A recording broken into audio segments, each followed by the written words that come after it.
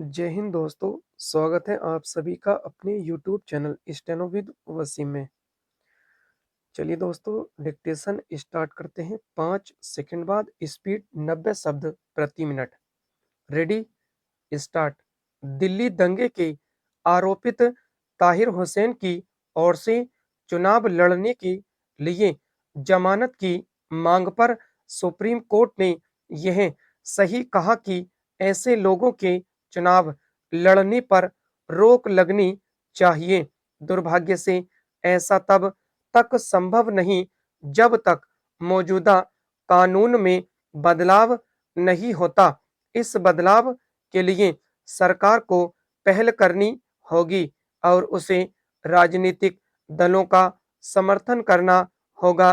कहना कठिन है कि सभी राजनीतिक दल उस कानून को बदलने के लिए तैयार होते हैं या नहीं, जो जेल में बंद लोगों को चुनाव लड़ने की अनुमति देता है। यह अनुमति इस मान्यता के आधार पर मिली हुई है कि दोष सिद्ध न होने तक हर व्यक्ति निर्दोष है।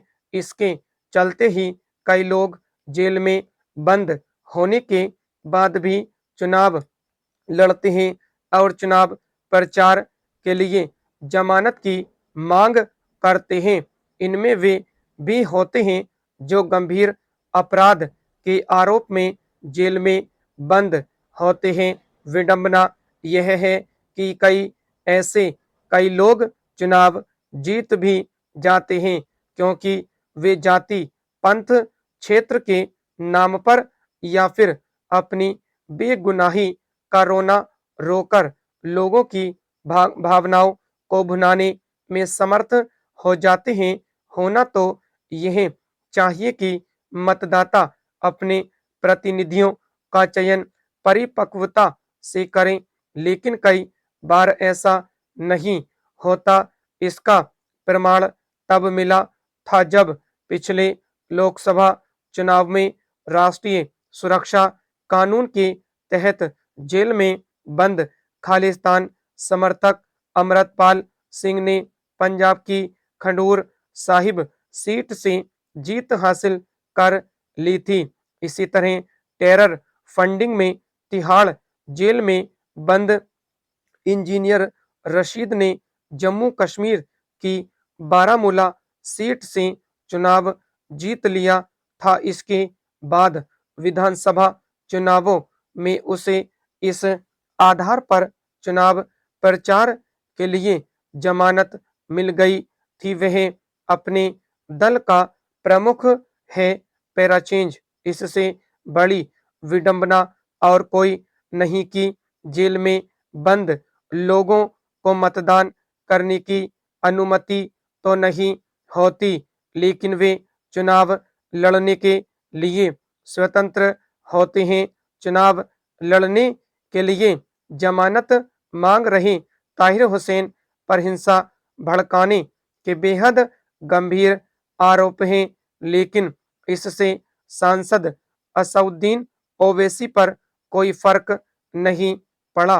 उन्होंने सब कुछ जानते हुए भी उसे अपने दल से दिल्ली विधानसभा का उम्मीदवार बना दिया। यह समझा जाना चाहिए कि आतंक, अलगाव, दंगे और हत्या सरीखे गंभीर अपराध में लिप्त होने के आरोपितों को जेल में बंद होने के बाद भी चुनाव लड़ने की छूट मिलने से भारतीय लोकतंत्र का मान नहीं बढ़ता। इससे तो राजनीति के अपराधीकरण को ही बल मिलता है। उचित यह होगा कि संगीन आरोपों में जेल में बंद लोगों को चुनाव लड़ने से रोका जाए। निसंदेह बंदियों के भी कुछ अधिकार होते हैं, लेकिन उनके लिए चुनाव लड़ने को मौलिक अधिकार बना देना बिल्कुल भी ठीक नहीं। स्टॉप।